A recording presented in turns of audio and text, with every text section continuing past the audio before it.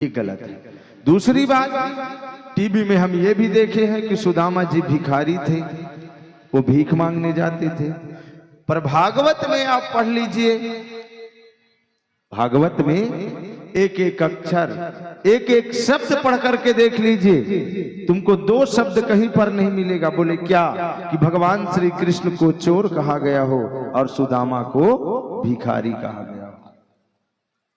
पूरे भागवत में ये तुम्हें कहीं नहीं मिलेगा कि भगवान श्री कृष्ण को चोर कहा गया हो और सुदामा को भिखारी कहा गया हो। जिसे स्वयं सुखदेव बाबा चोर नहीं कह सके, जिसे स्वयं सुखदेव बाबा भिखारी नहीं कह सके, उसे हम तुम कैसे कह देंगे कि सुदामा जी भिखारी थे। बहुत सारे लोग ये कहते हैं कि सुदामा जी इसलिए गरीब थे क्योंकि वो भगवान श्री कृष्ण के हिस्से के चना को खाए थे, इसलिए गरीब थे। नहीं, सुदामा जी इसलिए गरीब नहीं थे कि वो कृष्ण के हिस्से के चना को खाए थे। सुदामा जी इसलिए गरीब थे कि कृष्ण के हिस्से के आने वाले दुख को,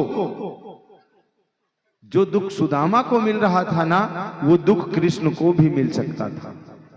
वो दुख कृष्ण को भी मिल सकता था। कब? बोले जब सुदामा चाहते तब। तो सुदामा जी चना नहीं खाए थे कृष्ण के हिस्से का। सुदामा जी कृष्ण के हिस्से में आने वाले दुख को, सुदामा जी कृष्ण के हिस्से में आने वाले कष्ट को, पीड़ा को, उनके हिस्से के चना को नहीं खाए थे। देखिए सुदामा चरित्र क्या है परिपूर्णतम, हमारे गुरु जी बताया करते थे कि वास्तव में सुदामा चरित्र जानना है तो बाल्यकाल में जाना पड़ेगा। कहां? जिस आश्रम में सुदामा जी और भगवान श्री कृष्ण विद्या अध्ययन करते थे, उस आश्रम का नाम है संदीपनी आश्रम। उस आश्रम का नाम है संदीपनी आश्रम। और संदीपनी आश्रम में भगवान श्री कृष्ण और सुदामा जी एक साथ विद्या अध्ययन करते थे। और ये भी सुन लो, आज टाइप के आश्रम नहीं थे।